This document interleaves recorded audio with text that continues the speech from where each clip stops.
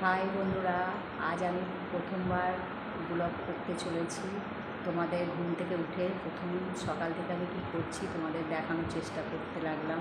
প্রথমেই ঘুম থেকে উঠে আমি মুখ ধুয়ে নিয়েছি ব্রাশ করে, তারপরে উঠে এক সাইডে চা বসিয়ে দিয়েছি, এক সাইডে ভাত বসিয়ে দিয়েছি।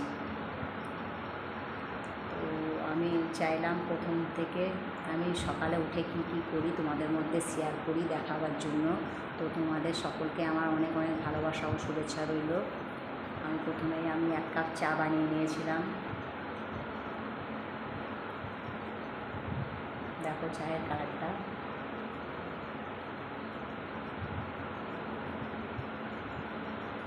তারপরে আমি আরও সব কাজ শুরু করতে লাগলাম। এই সাইডে আমি এক সাইডে কুকুর আর বিড়ালের ভাত বসিয়ে দিয়েছি, আর এক সাইডে আমাদের ভাত বসিয়ে দিয়েছি। আর এদিকে আমি ভাত, আমার কুকুরের ভাতটা হয়ে গেছে। এই সাইডে আমি ডিম সিদ্ধ করতে দিলাম। আর আমি এখানে সবজি কেটে নিয়েছি, সবই একা হাতে করছি। দেখো, এক সাইডে পটল আলু সবজি, এক সাইডে আলু ফুলকপি। আর মেয়েকে টিফিন বানিয়ে দেবো বলে মেয়ের টিফিনের জন্য পেঁয়াজ কুচি, লঙ্কা কুচি, ধনে পাতা কুচি করে দিয়েছি একটা টিফিন বানিয়ে দেবো বলে। আমার ডিমটা সিদ্ধ হয়ে গেছে। এখানে ডিমটা আমি নামিয়ে ছাড়িয়ে নিলাম।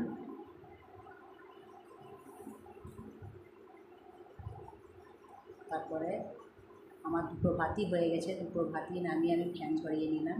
এক সাইডে আমি ডিমটাকে ভাজতে বসিয়ে দিলাম। ডিমের ঝোল হবে ফুলকপি আলু দিয়ে, আর এক সাইডে পটল আলু দিয়ে সর্ষে পোস্ত দিয়ে একটা মাখা মাখা তরকারি হবে। তো আমার ডিমগুলো ভাজার জন্য আমি হলুদ গুঁড়োও একটু দিয়ে দিলাম। প্রথমে দিতে পারিনি বলে পরে আবার দিয়ে দিয়েছি। তো আমি এখানে পটল আলু সব তেলের মধ্যে ভাজতে দিয়ে দিয়েছি, কালো জিরে দিয়ে ফোড়ন দিয়ে। আমার ডিমগুলো ভাজা হয়ে গেছে, আমি উঠিয়ে নিলাম। ওই তেলেই আমি আবার ফুলকপি আলুটা দিয়ে দেবো। ভাজতে দিয়ে দিলাম আমি। ফুলকপি আলু দিয়ে ডিমের ঝোল হবে।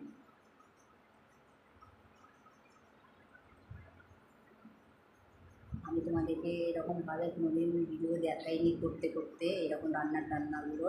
তো আজকে আমি ভাবলাম একটা ব্লগ তৈরি করে নিই তোমাদের সঙ্গে, পুরো ফুল ব্লগ সকালে উঠে আমি কী কী করি সমস্ত কাজগুলো দেখাবার জন্য। তো আমার পটলগুলো একটু লাল লাল হয়ে গেছিলো, ওখানে সর্ষে পোস্ত দিয়ে দিলাম, দিয়ে ভালো করে নাড়াচাড়া করে নিলাম। একটু ভালো করে নাড়াচাড়া করে তেলটা ছাড়িয়ে আমি জল দিয়ে দিলাম। ভালো করে কষানো হয়ে গেছে, আমি জল দিয়ে দিই।